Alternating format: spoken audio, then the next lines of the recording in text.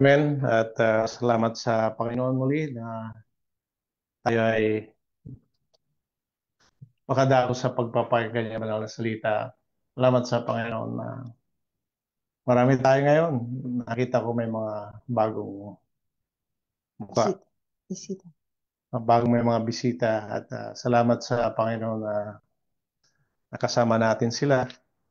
Makasama rin natin sila sa pagputol-putol ng tinapay, ang pagkain, pinakamahalagang pagkain, banal na salita, pagkain ng ating kaluluwa. Mga kapatid, ay dalangin niyo po ako sa aking pagtayo na maging malaya ang Espiritu Santo na may payo kanyang banal na salita. Pagka napakalaga kanyang banal na salita na hindi lang natin to mapag-aralan kundi maunawaan. Maunawaan para ito'y may pamuhay para tayo ay mapagbigay ng dugon sa Diyos. Hindi tayo magkasala. Amen. Kaya sa di pagtagal tayo po lahat ay tumayo. Sa ating buksan ating Biblia, dito po sa 1 Peter chapter 1, verse 3 hanggang 8. 1 Peter chapter 1, verse 3 hanggang 8. Purihin nawa ang Diyos at Ama ng ating Panginoong Jesucristo, na ayon sa kanyang malaking awa ay pinanganak na muli tayo sa isang buhay na pag-asa sa pamagitan ng pagkabuhay na mag-uli ni Jesucristo sa mga patay, sa isang manang di nasisira at walang dungis, hindi kumukupas, na nilaan sa langit para sa inyo, na sa kapangyarihan ng Diyos ay iniingatan sa pamagitan ng pananampalataya sa ikaliligtas na nahanda upang ihayag sa huling panahon. Na ito ang iyong totoong ikinagagalak.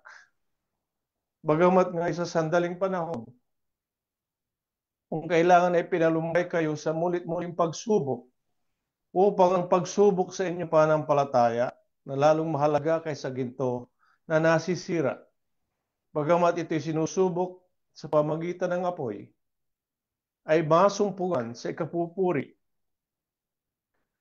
at ikaluluwalhati at ikararangal sa pagpapakahayag ni Jesucristo, na hindi nyo nakita ay inyong inibig, na bagamat ngayon hindi nyo siya nakikita, gayon may inyong sinasampalatayanan, na kayo nagagalak na totoo, na may galak na di masayod at puspos ng kalalatian. Palayan ng Diyos, pagbasa ng kanyang banal na salita. Tayo po sandaling manalangin at hiniling natin kay Brother Ricky, panalangin. Amen. Tayo po'y manalangin. Dakilang Diyos na may bigay at magkapangyarihan sa lahat. Mga salamat po sa oras na ito na patuloy kaming lumalapit sa inyo, Panginoon. Ihayag namin ang aming pagtitiwala at pagkilala na Ikaw ang aming dakilang Diyos. Muli sa bahaging mapakinggan ang inyong mga salita na siyang aming inaaring pagkain ng aming kaluluwa. Saan po namin, Panginoon, patuloy ang presensya ng inyong banal na Espiritu Santo sa buong panahon ng aming pakikinig. Iyan niyo pong gamitin ang malinis na kasangkapan, Brother Ding, sa kanyang pagpapayag ng inyong mga salita, Panginoon. Kalangit ng talino, ang inyong pong igawad, tago niyo po siya sa inyong kabanalan, pawang katotohanan ng masambit, Panginoon. Patuloy, tulungan niyo po ang aming puso't kaisipan naman. Na ituon namin ang aming atensyon sa napakahalagang pagkakataong ito na muli ay mangusap ka para sa amin. Na rin sa aming patuloy na kakalagong espiritual, Panginoon. Alala, pagsaway. Patuloy, Panginoon, na asahan namin na malayang makakilos kapangyarihan ng inyong mga salita. Kasama ang aming mga mahal na bisita, Panginoon. Asa po kami na ma-appreciate nila ang inyong mga gawa, Panginoon. Hindi yung tao ang kanilang pinaunlakan sa oras na ito, kundi yung panawagan ng mga banal. Kita nila ang kanilang pangailangang espiritual, maging yung aming mga kaibigan, mga kakilala na manonood sa ah, preaching na ito, Panginoon. Maasa po kami, Ama, na magkaroon ng kapakinabangan, kapayagan ng inyong salita, Panginoon. Kaya salamat, Panginoon, sa naasahan naming tagumpay na inyong pagkakalob. Nung magawa ng kalaban, sa pangalan ni Jesus, inyo pong itaboy tulungan, Panginoon. Tatagumpay mapasa amin sa bawat isa sa amin, Panginoon. Sa pangalan ni Jesus, ito pa amin sa magpalangit. Amen. Ating basahin sa English. Blessed be the God and Father of our Lord Jesus Christ, which according to his abundant mercy has begotten us again into lively hope by the resurrection of Jesus Christ from the dead, to an inheritance incorruptible and undefiled, and that fadeth not away, reserved in heaven for you, who are kept by the power of God through faith unto salvation, ready to be revealed in the last time, wherein you greatly rejoice, through now for a season, if need be, you are in heaviness, through manifold temptations, that the trial of your faith, being much more precious than of gold that perished, though it be tried with fire, might be found unto praise and honor and glory at the appearing of Jesus Christ, whom having not seen you love, in whom do now you see him not, yet believing you rejoice with joy unspeakable and full of glory. Kunin natin yung pamagat dito sa verse 8, yung pilot verse natin. Joy unspeakable and full of glory. Sabi rito, you rejoice with joy unspeakable and full of glory. Sabi sa Tagalog, kayo'y nagagalak ng totoo na may galak, na di masayod at puspos ng kaluwalhatian. Mga kapatid, yung kinanta natin kanina, no? Ganda na paano pinakita roon yung kaagalakan. Pag sinabi kasi unspeakable, hindi mo to may pahayag. Hindi mo ma-describe kung gaano kaganda. Inexpressible, sabi nga, unspeakable. Ngayon, ito'y patungkol sa kagalakan ng isang Kristiyano na ito'y galing sa Diyos. Kanina, bago magmensahe, tinanong ko si Brother Romel. Sabi ko, sa'yo, anong sa tingin mo, yung pinaka-precious memories mo? Hindi doon sa spiritual, kundi doon sa karanasan sa mga nakalipas. Di ba tayo, mga kapatid, meron tayong kanya-kanyang masayang karanasan sa nakalipas. Hindi yung malungkot tayo, yung masaya. At sabi niya, yung pamilya. This is true na dito sa sanlibutan ito, meron tayong kagalakan dito sa sanlibutan. Meron din tayong source o pinanggagalingan kung bakit tayo masaya. Unang-una dyan yung relationship sa pamilya.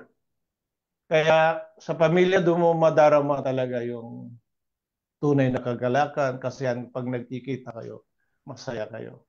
Ngayon, at yung madama mo yung pag-ibig ng magulang, ay ito hindi mababayaran ng salapi. Madama yung pag-ibig sa magkakapatid, hindi ito mababayaran ng salapi. At magmula sa pagkabata hanggang sa pagtanda, dala-dala mo yan. Ngayon, kuminsan, kakaiba naman yung may pamilya rin na tinatawag nila na hindi man tinatawag na broken family, kundi yung pamilya, hindi nagiging source ng kasayahan sapagkat kuminsan hindi nagkakasundo ang mga magkakapatid o ang magulang. Isa lang sa mga ano yun. Ngayon, bakit natin nasasabi? Sapagkat sa mga bagay na yun, sinasariwa natin na minsan tayo naging masaya. At meron ding ibang source ng kanilang pinanggagalingan ng kagalakan o kasayahan ay patungkol din sa mga bagay na tungkol sa kaibigan. Kaya kuminsan mga kaibigan masaya pag nagkakasama. Minsan yung ibang relationship tungkol sa may mga relasyon, may boyfriend, may girlfriend, di ba? Kaya yun din ang ibang pinupuntirya ng mga tao. Karoon sila ng relasyon, may iniibig. At iba naman ang kanilang kasiyahan ay yung nagbibigay sa kanilang inspirasyon o motivation tulad ng kanilang matrabaho, tulad din ng mga bagay na material, yung mga possession. Kaya minsan doon ang pinagsisikapan ng tao na magkaroon siya ng mga material possessions o kayamanan para mahabili niya ang gusto niyang bilhin at sa kanya ay magkaroon siya ng kasayahan. Mga kapatid, lahat ng mga bagay na ito ay nakikita. Lahat ito mga kapatid ay nararamdaman. Natikman mo, naramdaman mo, at nalaman mo kung gaano kasarap na nagbigay sa'yo, nagdulot sa'yo ng kasiyahan o kaligayahan. At hindi mo ito makakalimutan, mga kapatid, sa buhay mo. Dahil, bagamat, mga kapatid, ito yung mga nakaraan na hanggang sa present ngayon. Kundi isang bagay na makita natin dito, at ito'y pinapayag ng Biblia, na ito'y mga may hangganan. Amen? May hangganan. Lahat ng mga bagay dito sa libutan, yung mga bagay na nagbigay sa atin ng kasiyahan ay mayroong hangganan. Kaya tawag nila rito is temporary or transitory. Kaya yung relasyon, natatapos yan. Pero sabi nila, mamahalin ko yan hanggang kamatayan. Diba? So, ang naiiwan dyan is memories na lang. Halimbawa, kung namatay na yung minamahal mo o nagmamahal sa'yo, meron siyang iniiwang memories na yun ang paghahawakan mo. Ganon din mga kapatid na yung nadama mong kagalakan noon, hindi mo na masyadong madarama nung wala na siya. Dahil doon, mga kapatid, ito ay napatungkol sa mga bagay na pangmaterial. Dito lang sa salibutan. Iba na sila rin ay nadarama nila yung kasayahan sa pamamasyal. Kaya iba, nagtatravel, pumunta sa iba't ibang lugar para makita yung maganda lugar. This is totoo, mga kapatid. Nagbibigay ng inspirasyon yan, motivation. Kaya gusto mo mapunta lahat yung maganda lugar. Ayaw mo pumunta dun sa lugar na hindi maganda. Kaya ito'y hindi masama sapagkat binigay din ng Panginoon. Ngunit mga kapatid, mayroong isang bagay na ating pag-aaralan dito na kailanman ito hindi mawawala. At kailanman ito magbibigay sa atin ng kagalakan na mas malalim. Na itong kagalakan ito, hindi mo basta-basta, hindi ito nababayaran ng salapi. Ito binibigay na libre ng Panginoon. At ito ay makakamta ng sinuman kung gugustuhin lang natin. Sapagkat ito ay gift ng gagaling sa Panginoon. Dito sa ating binasa sa verse 8, nasabi rito na hindi niyo nakita ay yung iniibig. Sabi niya, na bagamat ngayon ay hindi ninyo siya nakikita, gilma inyong sinasampalatayanan, na kayo nagagalak na totoo, na may galak na di masayod at puspos ng kaluwalhatian. And kung titignan mo yan, mga kapatid, hindi naman nakikita eh. Hindi mo lang nakita sa iyong mga mata. Ngunit, sabi nga, inibig mo, sinampalatayanan mo, at ikinagalak.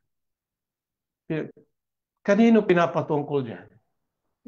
Pinapatungkol ito sa mga Kristiyano na tunay na nagmamahal sa Panginoon. Kaya mga kapatid, pag tinawag nating spiritual joy, hindi yan patungkol sa salibutan.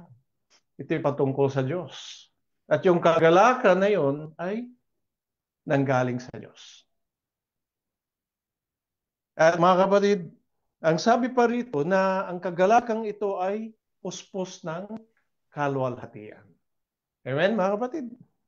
Ngayon, para natin mahigit na maunawa ito, tayo'y pupunta doon sa sinabi ni John.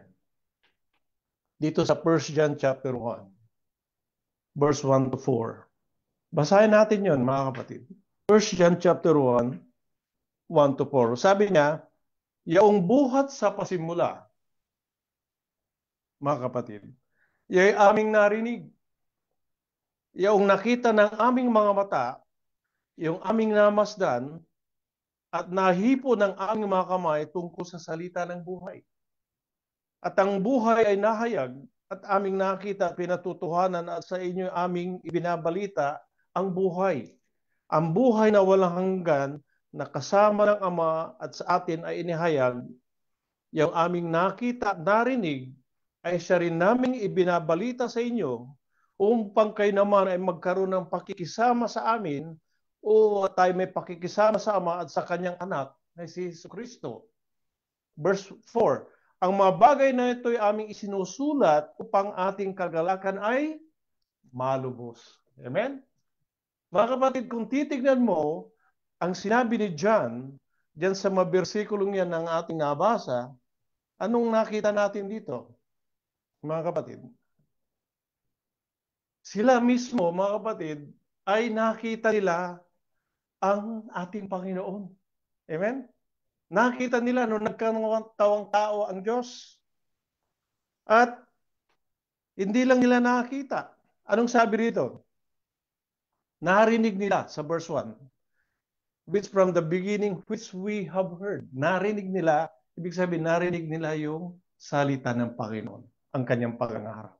Ano pa? Nakita ng kanilang mata, napagmasdan nila. So mayroong evidence. Eyewitness evidence ito.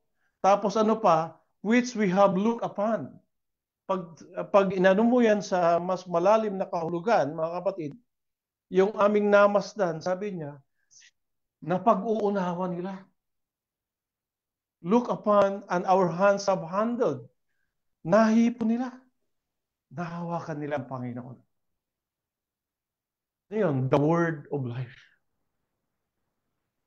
Ngayon, di ba, doon sa John din, na sino ang tinutukoy na ilaw?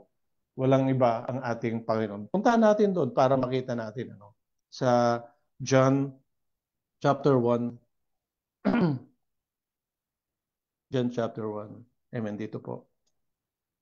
1 verse 1. Anong sabi rito? In the beginning was the Word, and the Word was with God, and the Word was God. Ang sabi niya, the same was in the beginning with God, and all things were made by Him. Without Him was not anything made that was made. In Him was life, and the life was the light of men. Yung tutukoy dyan, ang ating Panginoon. Mga kapatid, isipin mo na lang yan, na nakita nila ang ating Panginoon physical. Nakasama nila at nakarami nila, narinig nila mangaral, nakita nila kung paano gumawa ang Panginoon. Ito yung mga unang Kristiyano, mga kapatid. Ngunit, mga kapatid, ipinangaral nila ito, pinapangaral nila na bakit nila ipinapangaral yan. Sabi ni John dito, ang mga bagay, yung aming nakita, narinig ay siya rin naming ibinabalita sa inyo. Amen? Upang kayo naman ay magkaroon ng pakikisama sa amin.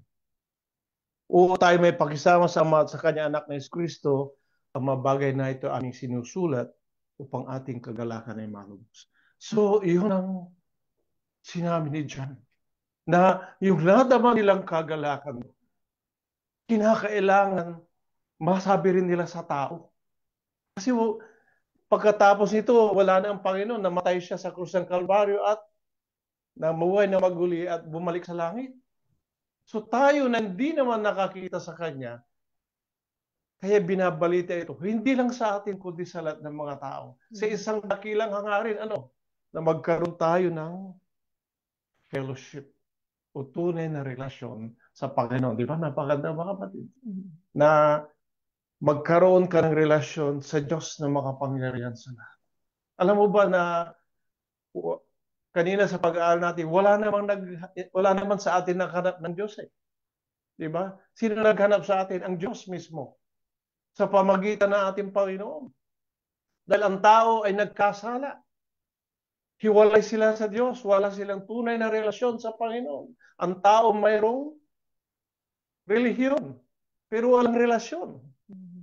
People go to the church but but inside the church is not in Christ.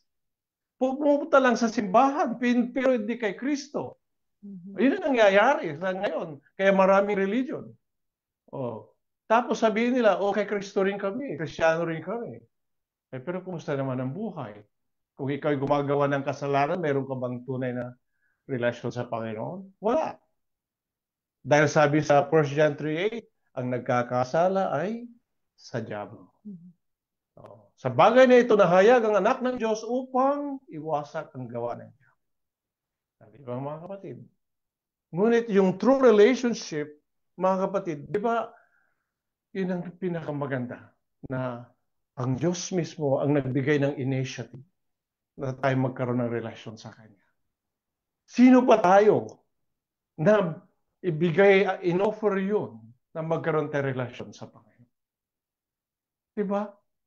But still, mga kapatid, nasa kabila ng ating kasalanan ginawa, hindi tayo kilala sa sanlibutan, pero ang Diyos ang pangyarihan sa lahat kilala tayo. Amen. At ibig niya ipaabot siya na magkaroon tayo ng pakikisama sa Kanya o fellowship, hindi lang sa Kanya, kundi sa lahat din ng mga tao ng Diyos. Kaya ito yung sabi dyan binabalita namin sa iyo upang kayo naman magkaroon ng pakikisama sa akin.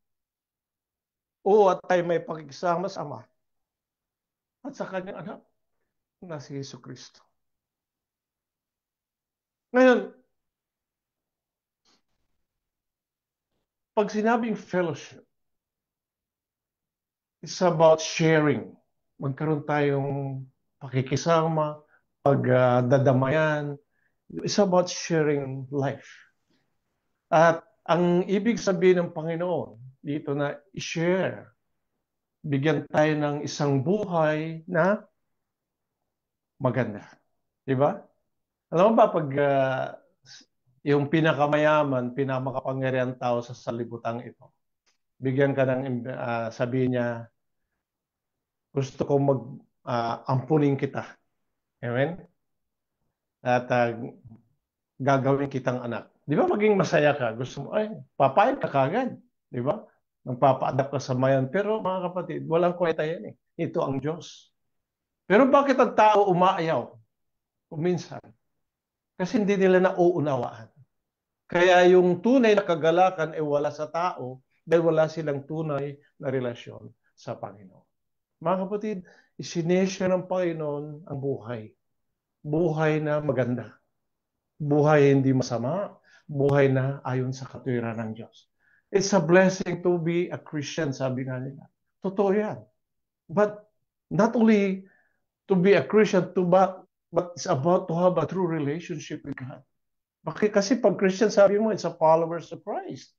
But mga kapatid, it's deeper than that. It's so profound that you must have at least true relationship with Christ individually. Personally. Personal yan, mga kapatid. So, God is sharing that life that we have a communion with Him. A loving relationship with the Lord. Loving relationship. Kaya nga sabi nga, ang Diyos ay pag-ibig.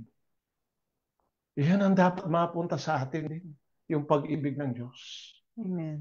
Ngunit, habang ang kasalanan nasa puso ng tao, wala yung love relationship dyan eh. Because ginagawa mo yung isang bagay na hindi nakakalugod sa Diyos. Sinfulness o sin ito'y rebellion against God. Paglaban yan eh. Ang kasalanan ay sa diablo. Pero yung mabubuting bagay, mga katwiran, ay sa Panginoon. So, lahat ng mabuti yun ay sa Panginoon. Mga kapatid. Ngayon, kaya natin pinag-aaralan yung joy unspeakable na dapat tayo magalak sapagkat we must have a spiritual relationship with eternal God. Mga kapatid, hindi napakita ang Diyos. Sa lumang tipan, hindi nakakita. Pero sa New Testament, nandito na yung fulfillment ng prophecy, yung pagdating ng ating Panginoon. Nagkatawang tao siya. Pero may mga religion din na hindi pa rin Sabi nila, yung Diyos nyo, tao lang yan. Si Kristo daw tao. Diyos na nagkatawang tao. Amen. Yan. Kaya, napakaliwanag na napakaganda yung dakilang hangarin ng Panginoon. Na ito'y pinapayag ng mga apostol, ito rin ay pinapayag natin sa lahat. Ngayon, punta tayo doon sa ating binasa. Dito sa 1 Peter chapter 1. Pisa natin sa verse 2. Sabi rito, 1 Peter chapter 1 verse 2.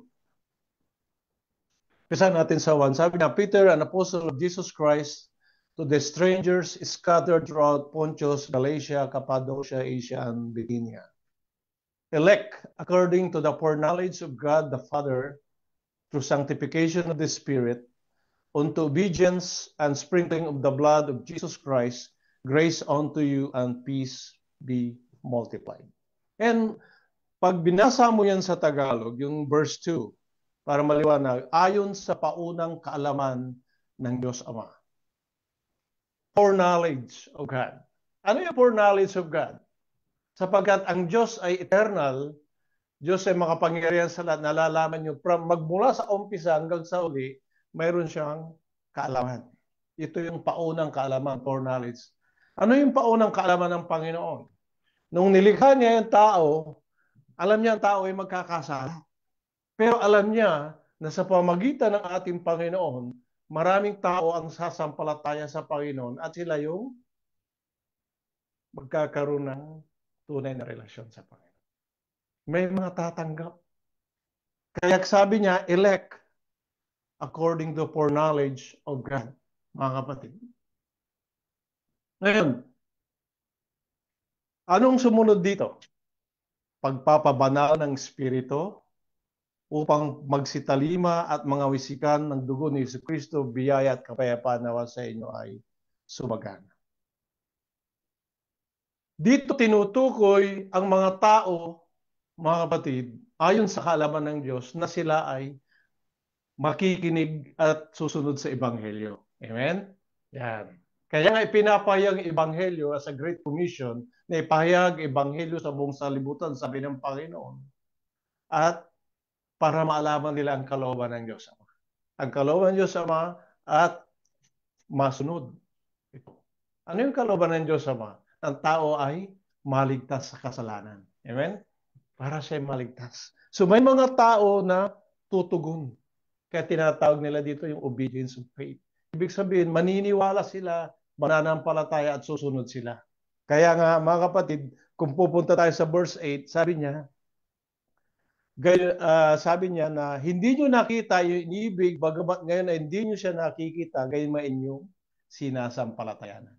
So napakalaga yung paniniwala, mga kapatid, no? Sampalatayanan. Kasi pinuputol yun sa pangangaral sa ibang sekte. Sabi niya, maniwala ka lang kay Kristo, ligtas ka na. Hindi yun, mga kapatid, kulang yun. Sabi niya, sa pakikinig ng salita ng Diyos, nag-uumpisa ang pananampalataya. At kung ikay nanampalataya, siyempre, sinong sinasampalatayan mo? Ang Panginoong Kristo. Sinasampalatayan mo kanyang salita. Sinasampalatayan mo yung bakit ano yung ginawa niya sa krus ng Kalbaryo. Month of April, Holy Week na naman. Maraming magse-celebrate ng Holy Week, mga kapatid. Mga kapatid, dapat maunawaan mo yan.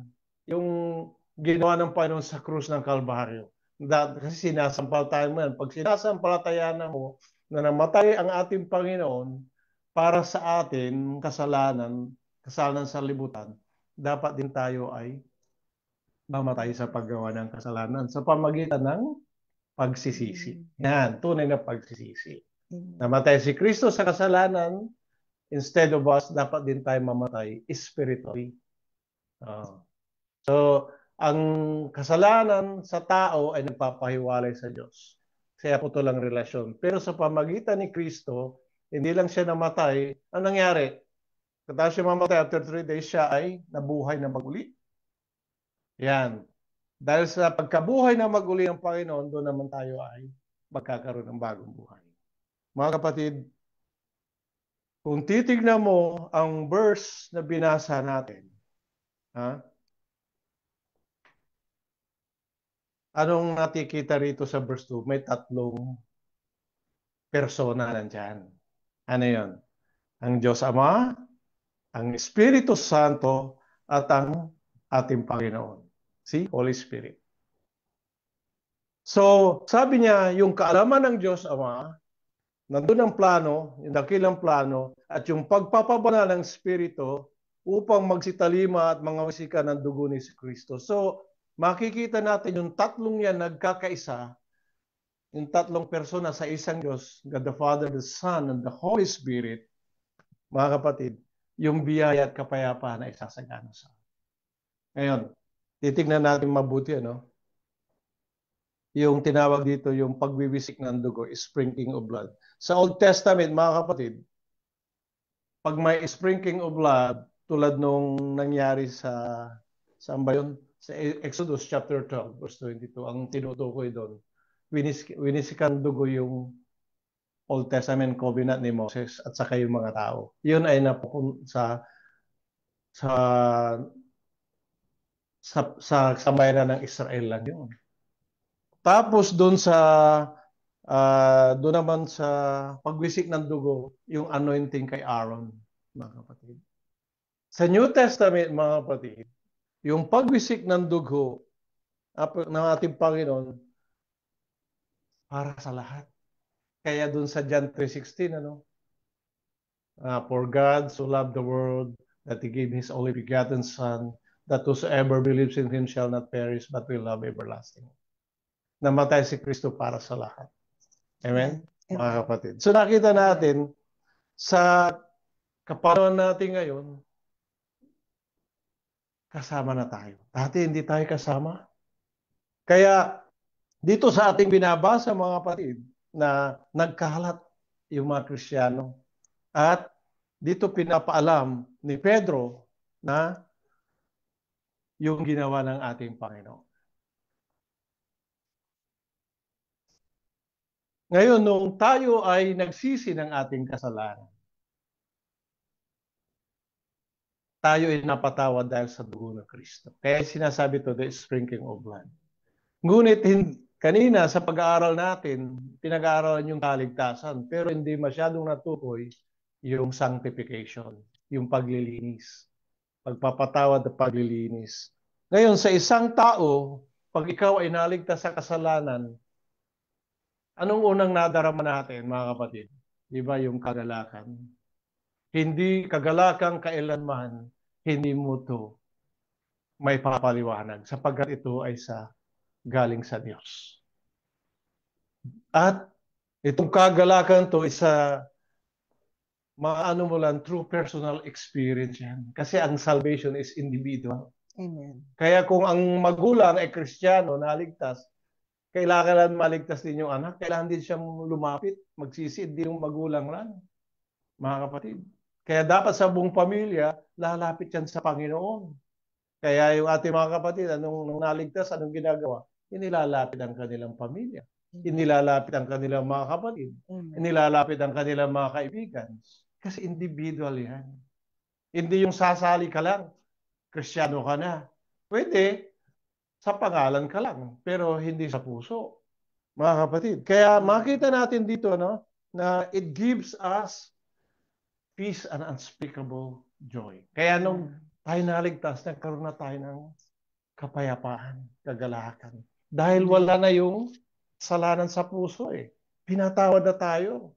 Di ba mga kapatid? Tignan mo yung mga nakulong. Nung sila pinatawad at nirelease, anong nadama nila? Freedom. Ganon din tayo mga kapatid. Nung tayo napatawad, nagkaroon na tayo ng freedom. Saan? Freedom na nanggaling sa Panginoon na tayo malaya na saan? Pagkaalipin mula sa kasalanan, alipin mula sa diablo. Ayaw ba natin yun? Na maging malaya? Kaya nga pinapangaral yung forsaking sin na iwan ng kasalanan. So pagkatapos na kayo nagsisi, mga kapatid, turning away from the devil, turning to God. Yun ang dun eh. Alam mo yung kasalanan is missing the mark, sabi niya eh. Ano pa? Transgression.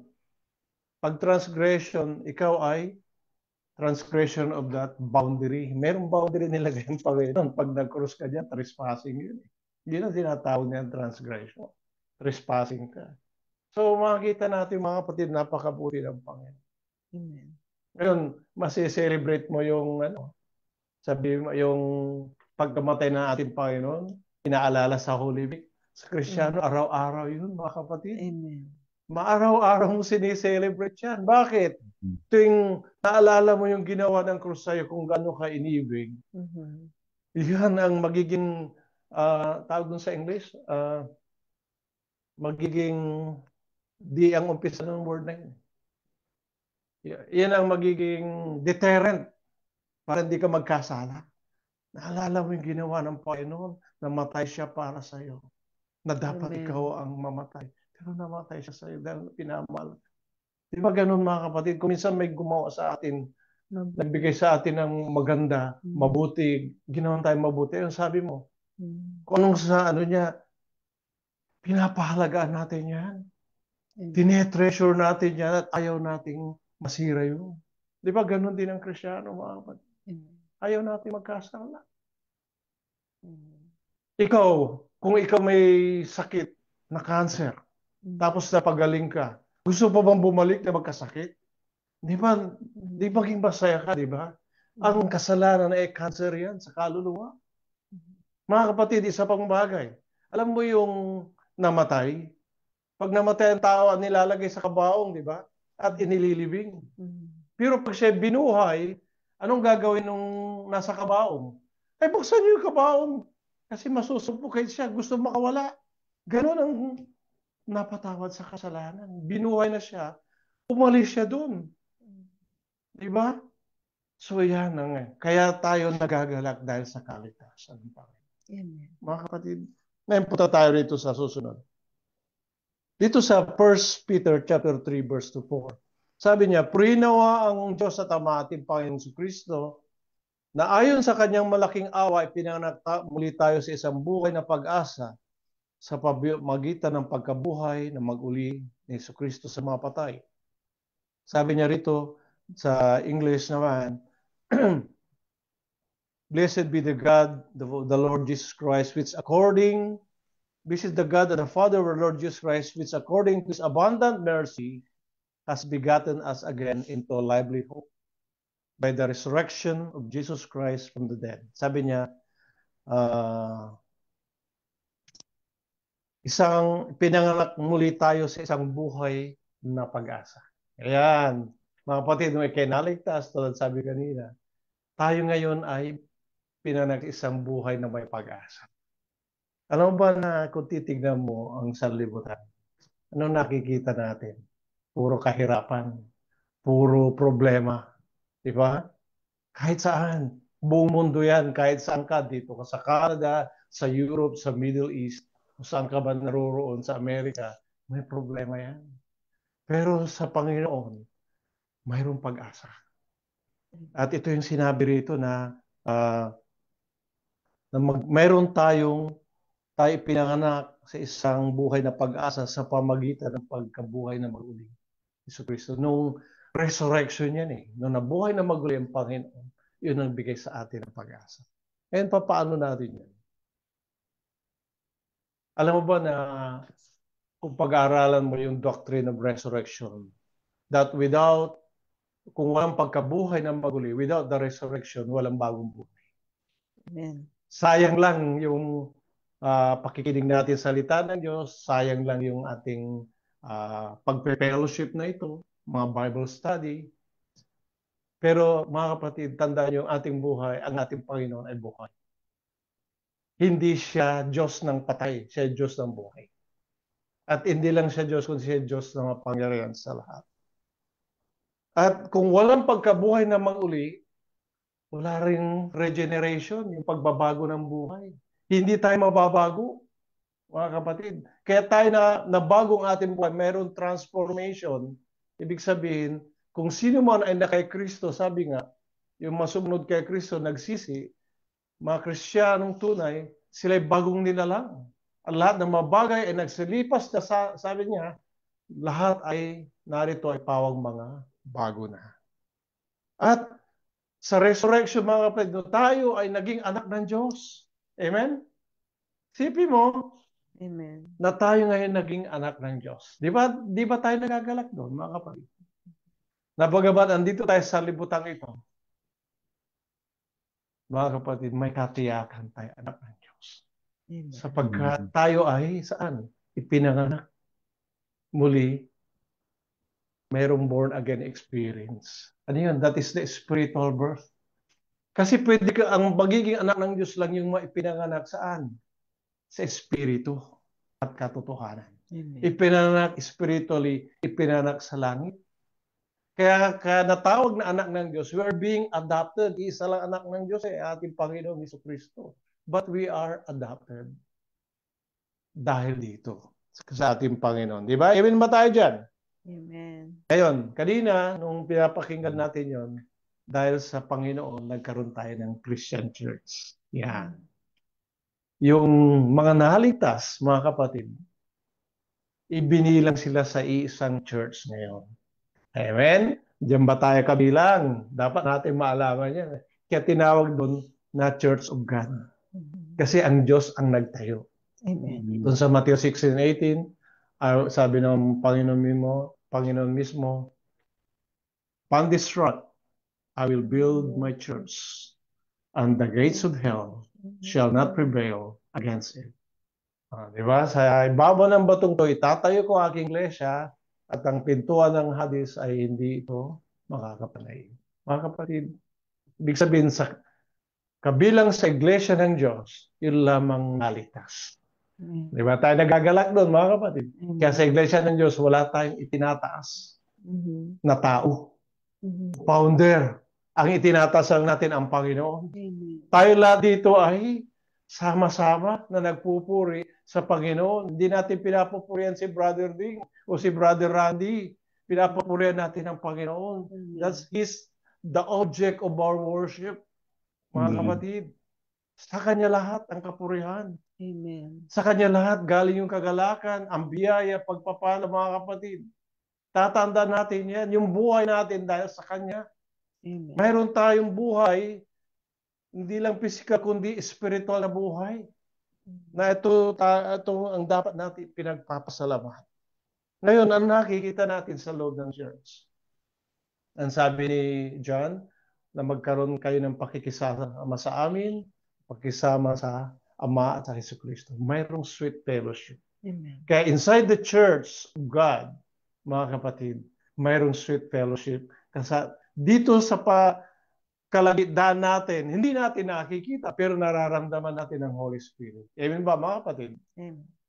Sa pamagitan ng kanyang mabanal na salita, pinapadama niya sa atin ngayon. Nalalaman natin, naunawan natin yung katotohanan, at ito ay nagiging pagkain ng ating kaluluwa, nagpapalakas sa ating pananampalataya, nagpapatibay upang higit tayong matawag na anak ng Diyos, makapaglingkod sa Kanya, mga kapatid. At hindi tayo magkasala laban sa Kanya. Mga kapatid, isa pang bagay na makita natin dito sa verse 4. Ito yung napakaganda. Sa isang manang di nasisira at walang dungis at hindi kumukupas na inilaan sa langit para sa inyo. Amen ba, mga kapatid? Wala nag-i-amen. To an inheritance incorruptible and undefiled, that fade not away, reserved in heaven for you. Mayroon tayong mana na hindi nasisira. Bakit mayroon tayong mana? Kasi tayo anak ng Diyos. Amen? Tayo nga anak ng Diyos. Ngayon sabi rito, pinakita rito ni Pedro, hindi niya dinescribe yung mana. Pero nang sinabi niya rito, hindi ito nasisira kaya mana. Yung mana natin. Di ba yung mamanahin mo dito sa libutan ito? Pamamanahin ka ng lupa, pamamanahin ka ng pera, pamamanahin ka ng bahay. Lahat yan ay nasisira eh. Mawawala yan. Pagdating ng Judgment Day, lahat ng salibutan ito maguguna. Lahat ng pinaghirapan mo, mawawala yan. Mga kapatid. Kaya nga sabi ng Panginoon, ito nyo yung mga pansin nyo, yung mga isipan nyo sa mga bagay na sa taas. Hindi naman sinasabi, huwag na kayong magtrabaho, huwag na kayong suporta sa material niya. Kung hindi, mas mahalaga yung itaas. Kasi meron tayong manang di nasisira at walang dungis. Amen? At hindi kumukupas. Yan, mga kapatid. Incorruptible, undefiled, and fade not away. Lahat ng kayamanan, sabi nila, lumilipas, except yung sa Panginoon. Ngayon, sabi pa rito, inilaan sa langit para sa inyo. Ito'y inilaan sa langit. So, kung inireserve yan para sa atin, mga kapatid, di ba dapat tayo magalak? Kung minsan, sabi nga ng iba, bakit ka masaya? Kasi meron akong mamanahin. Pag namatay yung magulang ko, magiging mayaman ako. Sabi niya. Pero mga kapatid, hindi lahat yan ay para sa tao. Paano naman yung mahirap? Ano ipamamanan niya sa kanilang anak? Pero mga kapatid, mayroon tayong Diyos sa mga pangyarihan sila. Irrespective kung mayaman ka o pobre, pag ikay nasa Panginoon, mayroon kang kayamanan na naghihintay. Ano yun? The hope of eternal life. Mga kapatid. Ngayon, yung eternal life na sinasabi ron,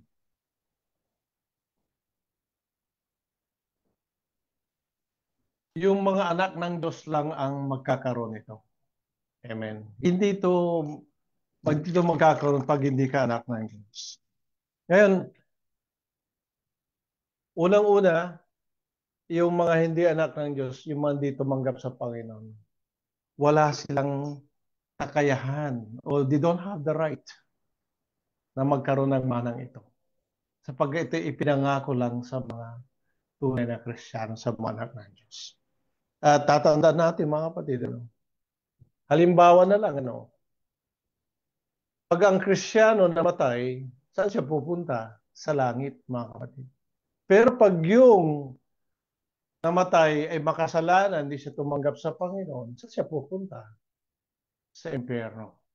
Ngayon, sa kagandahan na pinag-aaralan natin at ipinapakita na ng Panginoon kung ano mangyayari sa future, mga kapatid, nakikita natin itong maliwanag sapagkat ito'y pinag-aaral natin at ipinapayag sa atin ng Panginoon sa pamagitan ng Espiritu Santo, sa pamagitan ng mga ministro ng Panginoon. Mga kapatid, pero tignan mo, pag ang tao pinahayagan mo ay nasa kasalanan pa, siya bulag. Pag ang bulag, dinala mo siya sa magandang tanawin, hindi niya ito ma-appreciate. Hindi niya nakikita eh. Ganon din mga kapatid sa kapanahon na natin. Hindi na nila nakikita yung kagandahan ng buhay at ang future naman ay bibigay ng Panginoon dahil mga bulag sila. Kaya sabi nga ng Panginoon, kinakailangan sila ay mapagaling. Ang Panginoon pinagaling niya yung mga bulag para sila ay makakita. Yung mga pilay para sila ay makalakad. Mga kapatid, dati rin tayong bulag, di ba? Di natin alam to. Pero ngayon, nabuksan ang ating mga mata. Yung mata ng ating kaluluwa sa pamagitan ng pananampalataya. Kaya ito rin ang inaano natin, ipinapayag natin sa mga tao.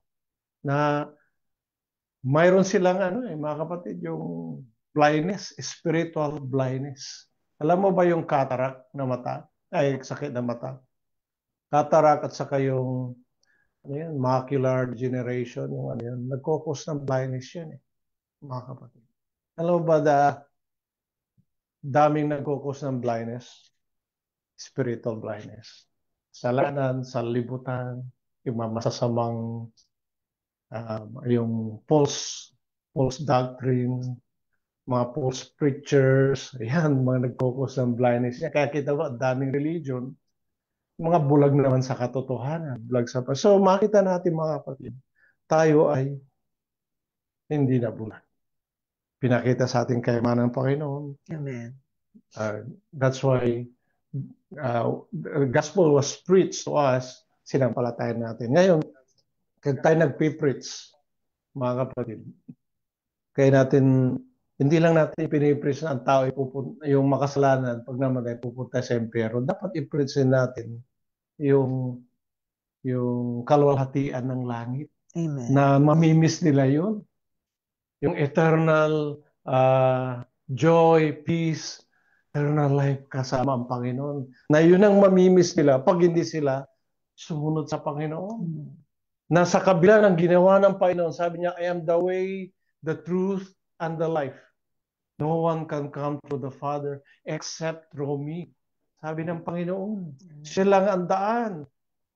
Katotohanan ang buhay at wala makakarating sa langit kundi sa pamagitan natin, Panginoon. Sapagkat siya lang ang tanging pangalan na ibinigay sa silong ng langit na ikaligtas ng tao. Hindi yung religion. Amen? Oh. Kaya napaganda. Ngayon, punta tayo sa 5 to 7. Ano? Sabi po rito na sa kapangyarihan ng Diyos ay iniingatan sa pamagitan ng pananampalataya sa kaliligtas na handa upang ihayag sa huling panahon. Keep with the power of God, sabi niya. So, iniingatan ng Panginoon niya. Mga kapatid, di ba, ang isang napakagandang na ikinagagag natin sa buhay natin, hindi tayo namumuhay sa kapangyarihan natin, kakayanan, kundi sa biyaya ng Diyos. Mayroong kapangyarihan ng Diyos na umaantabay sa atin. Ngayon, iniingatan niya yung ating mana. Ang Panginoon. Iniingatan niya ating pananampalataya. Tayo iniingatan na tayo mapanatili sa biyaya ng Diyos, tayo makapanatili sa kanyang pag-ibig, na hindi tayo mahiwalay. Mayroong pag-iingat ang Diyos sa pamagitan ng mga encouragement, pag-aaral ng salita, may mga warning. Mga kapatid, ganyan ginagawa eh. Kaya tayo nag-aaral salita ng Diyos. Sinasabi niyong huwag mong gagawin at yung gagawin mo. Hindi naman natin kakayanin ito. Kaya sabi nga sa Biblia, we have to work out our salvation. Our own salvation with fear and trembling. Tulungan natin ating sarili, tayo makipagtulungan sa Diyos. Ngayon, bakit mayroong hindi nagtatagumpay? Kasi binigyan tayo ng free will ng Panginoon. Yung the power of alternative free will or free choice, mga kapatid. Ngayon, kung pinili natin na humiwalay sa Panginoon, ang Panginoon hindi niya sasaklawan yung free will mo. Kasi may freedom eh. Yung iba sabihin nila, kahit ka magkasala, ligtas ka pa daw eh. Oh, may free will eh. Kung ikaw gustong magkasala, pwede ka magkasala. Sabi nga kanina, we're subject to, we're still under provision. Pwede tayo magkasala kung gugustuhin natin. Pwede tayong hindi sumunod sa Panginoon. Huwag na tayong mati ng fellowship. Huwag na tayo sumunod. Pwede yun. Pero, yun sa ikakapahamak ng ating kaluluwa. Pero kung magpapatuloy tayo, pinili natin yung way ng Panginoon, tutulungan naman tayo ng Panginoon. Amen, mga kapatid? So wala tayong dapat sisisihin kung tayo nang hina. O kaya tayo ay na-backslide. Huwag na tayo magsisihan. Sisihin natin yung ating sarili. Dahil binigyan tayong free will. Kasi hindi ko kaya, brother. Di ba? Ganito ginawa sa akin ng kapatid na ito. Bakit siya ba magliligtas sa'yo? Di ba? Ba't di kayo lumapit sa Panginoon? Ngayon, sabi nga rito, iniingatan sa pamagitan ng pananampalataya sa ikaliligtas. So magkaroon ka ng faith. Kapatid.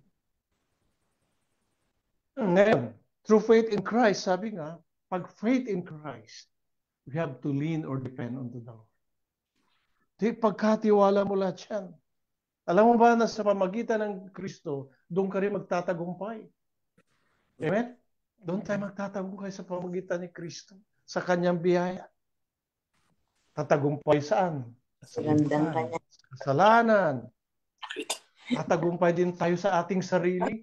Kasi kung hindi natin lubos na maiwanan yung ating sarili, mga kapatid, yun ang lalaban sa katwiran ng Diyos. Kasi sinusunod yung ating sarili. Di ba? Yun ang kalaban natin kung minsan, okay na tayo dun sa salibutan, sa kasalanan, alam na natin yun. Pero ating sarili. Di ba? Nagiging idolatry yan. Kasi kung inuuna mo kasi sa Diyos, idolatry yan. Sin of idolatry. Ngayon mga kapatid, tingnan natin susunod dito. Na ito'y inyong totoong kinagagalak bagamat kay sandaling panahon kung kailangan ay pinalumbay kayo ng mulit-muling pagsubok. upang ang pagsubok sa inyong pananampalataya na lalong mahalaga kaysa ginto na nasisira, bagamat ito'y sinusubok sa pamagitan ng apoy, ay mahasumpungan sa ikapupuri at ikaluluwalhati at ikararangal sa pagkapahayag ni Jesucristo. Mga kapatid, may trial of faith. Pero sabi rito ni Pedro, sabi niya, na ito'y inyong totoong ikinagagalak. Na bagamat ngay sa sandaling panahon, kung kailan ay pinalumbay kayo sa mulit-muling pagsubok. Mayroong pagsubok. Alam ba na ang Panginoon, kilala tayo. Amen? Amen. Kilala niya tayo, anong ginagawa natin, iniisip natin, at anong klaseng pananampalataya mayroon tayo. Pero tayo hindi natin kilala ating sarili kung gaano tayo katatag. Kaya yung pagsubok ay binibigay yan para makita natin yung standing natin sa ating pananampalataya sa Panginoon. Amen? Amen. Makita natin yun. Makita natin kung gaano tayo katatag o tayo mahina. Amen. At mayroong purification, paglilinis dyan. Kaya pinapaintuloy yung pagsubok na yon para lalo tayong lumapit sa Panginoon. Amen. Hindi para magkasala. So ito'y tuntungan para sa katagumpayan natin bilang Kristiyano, yung pagsubok at saka yung mga problema sa buhay. Amen. Ngayon, sabi rito, sinusubok, yung pagsubok sa iyong pananampalataya, lalong mahalaga kaysa ginto na nasisira. Alam mo yung ginto para maging pure? Pinapadansa po yan para mawala yung impurities. Amen. Pero ang ginto, masisira yan. Pero sabi rito, bagamat ito'y sinusubok sa pamamagitan ng apoy, ay masumpungan sa ikapupuri at ikaluluwalhati at kararangal sa pagkapayag ni Jesucristo. Ibig sabihin tayo, pag nasubok tayo at tayo nagtagumpay, yung katagumpayan na yun, mga kapatid, ay sa ikapupuri at ikaluluwalhati sa pagdating ng Panginoon. Pagdating ng Judgment Day, lahat ng mga bagay na yun ay matatapos. Ngunit, no, mga kapatid, titignan mo ang lahat ng apostol na pinatay sila lahat except si John the Beloved. Pero ibinigay nila ang kanilang buhay. Hindi sila nanghina. Except si Judas, siya napahama. Si Pedro na backslide pero nakapanumbalik, mga kapatid. Amen. Kaya ito ipinangaral niya. Ngayon, punta tayo sa ating kwan. Sabi rito, dito natin makikita na hindi nyo nakita ay yung inibig, mga kapatid. At bawat ngayon ay hindi nyo nakita, gayon may sinasampalatayan. Tayo nagagalak na totoo na may galak na di masayod at puspos ng kalwalhatian. Mga kapatid, nadarama ba natin yung kagalakan? Amen. Amen, di ba? Hindi mo nakikita si Kristo. Amen. Hindi mo siya nakita kailanman. Pero inibig pa rin natin. Sinampalatayan natin. Nadarama natin yung kagalakan. Kaya nga sabi nila, kung minsan may nangaraw na mas mataas daw yung pananampalataya ng mga Kristiyano ngayon kaysa noon. Ang sa akin naman, hindi yun. Kasi sa kapanahonan nila, yun din ang mataas ang kanyang nabot ng pananampalataya nila. Sa kapanahonan naman natin, magkaiba yung dispensation ng grace eh. Sa kanila, sa panahon ng Panginoon. Sa atin ay panahon ng Espiritu Santo. Nasa last phase of dispensation tayo, mga kapatid. Pero tayo ay magkakasama pa rin. Ang napagaganda dyan, mga kapatid, na yung Israel, na dati the chosen people of God, pero sa pamagitan ni Kristo, naligtas yung mga Gentiles. Tayo yun. Yung di kasama sa sambayanan ng Israel. So lahat ng matumanggap sa buong mundo ngayon, sa Panginoon, sama-sama tayo ngayon. Pagdating sa langit, iisa na tayo. Amen? At kaya nga sabi nga kanina si Sister Bel, sa Iglesia ng Diyos, tayo ay mayroong pagkakaisa. Isa yung Diyos natin. Isang nagligtas sa atin. Sa pag-ibig ng Diyos tayo tinawag. Sa kanyang kahabagan. Mga kapatid, isang encouragement, isang kagalakan na hindi masayod na tayo matawag na anak ng Diyos. Hindi lang sa tayo umaattend dito sa fellowship, nagpe-prayer meeting, but it's more than that. Kasi kung di mo yun madama, may kulang, mga kapatid. Bakit ating mga kapatid nasa iba't ibang lugar? Nagpupuyat yan iba't ibang oras. Nagtsatsaga, nagsasacrifice. Amen. Dahil sa kagalakan na sa kanilang mga puso. Diba mga kapatid? Amen. Alam natin yun. At siyempre, nandun pa rin yung burden natin habang nandito tayo sa lupa. Burden din natin yung ating mga kapamilya, kamag-anak na hindi pa tumanggap eh. Yung mga kaibigan natin, mga co-workers natin. Kaya nga as much as possible, ano po, na samantalahin natin yung panahon. Ngayon naka-live tayo sa Zoom, na naririnig tayo sa buong sanlibutan. Na nawa ang tao ay magising, mga kapatid. Yung mga hindi pa nakakilala ng tunay sa Panginoon. May mga nasa Panginoon naman sila. Sabi ng Panginoon na nasa ibang kawan o nasa ibang church. Kinakailangan mailabas sila. Bakit? Kasi ang tinanggap nilang turo, yung turo ng tao. Amen. Mga kapatid. So, dinadalangin natin ang bawat isa. Wala tayong dinidiscriminate. Dinadalangin natin ang bawat isa sapagkat dyan tayo tinawag. Dati naman tayong strangers sa piling ng Panginoon. Di naman tayo foreigner lang. Pero kita mo, dahil sa Panginoon, mga kapatid, tayo lahat ay magkakasama rito. Kaya purihin ang Diyos sa kanyang banal na salita, nawa na yung unspeakable joy and full of glory. Mga kapatid, full of glory sapagkat yung kalwalhatian dyan kasama ang Panginoon. At tayo ngayon, mga kapatid, ay kalwalhatian ng Diyos. Pagdating din ng Panginoon, mga kapatid, we will share His glory. Amen. Kami naman mga kapatid sa Panginoon, yun po ang mensahe ng Panginoon sa oras na ito. Nanawa tayo ay napagpala. To God be the glory. Amen. Mga kapatid, ay